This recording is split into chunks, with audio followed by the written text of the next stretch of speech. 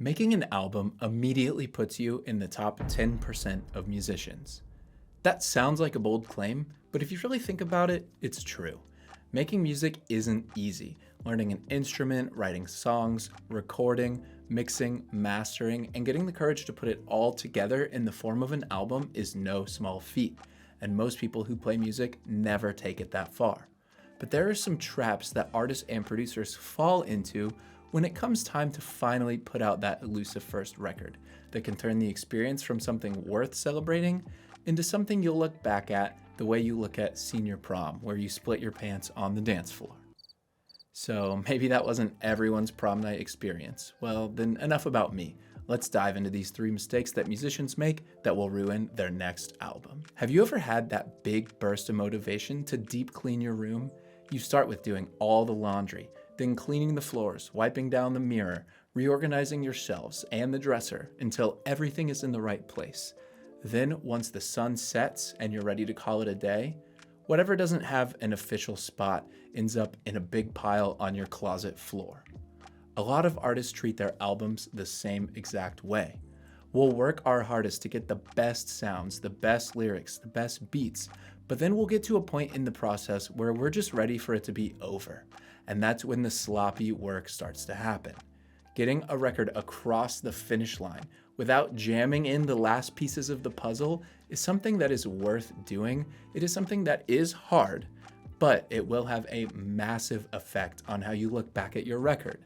I know that for my own music, I usually spend so much time on the instrumentals that vocal tracking and editing is where I start to phone it in. So I make sure to schedule myself extra sessions to really dial in the best vocals, and I've got to say, it does make a world of difference. Now, problem number 2 that we run into has parallels with the film industry. You've probably heard about Avengers Endgame having a massive budget of $550 million.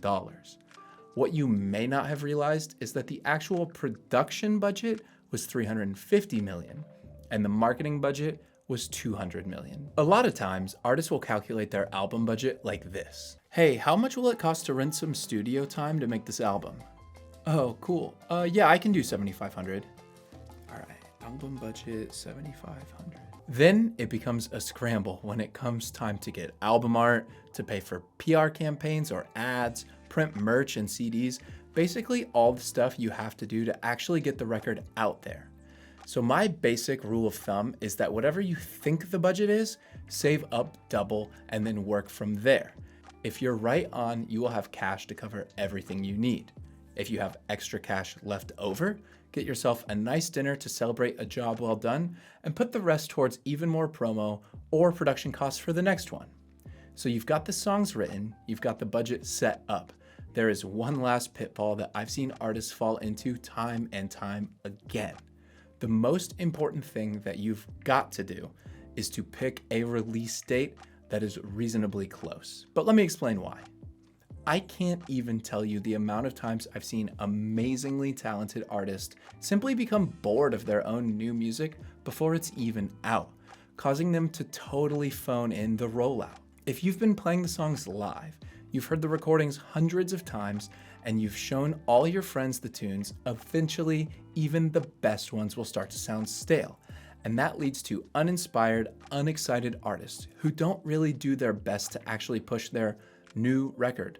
Or even worse, amazing songs get shelved or totally scrapped in favor of fresher, newer ones that may or may not be as good. It's important to remind yourself that even if you've heard the song 100 times, it does not count until it's actually released for streaming or for purchase, and to stay excited about it. This is a lot easier if your record actually comes out in this decade. So now that we know how not to ruin this record, this video right here has some foolproof ways to make sure that the one after it is even better.